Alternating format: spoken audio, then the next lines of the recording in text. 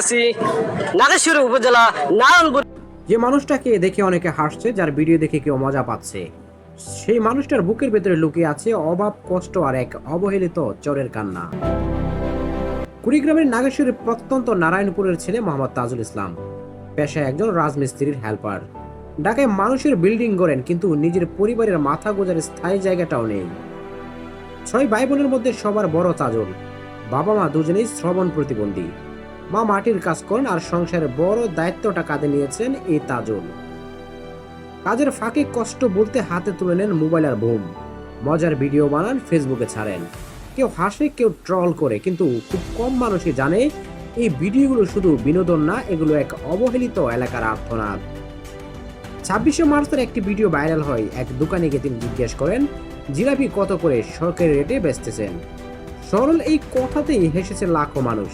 ভিডিওটি দেখেছে প্রায় 50 লাখ মানুষ। কিন্তু তাজুলের আসল কথা ছিল আরো গভীর।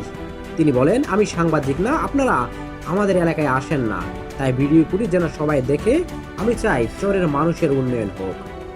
ভাবুন, যে মানুষটাকে আমরা ট্রল করছি সে আসলে নিজের কষ্ট না, পুরো একটা অবহেলিত জনপদের কথা বলছে।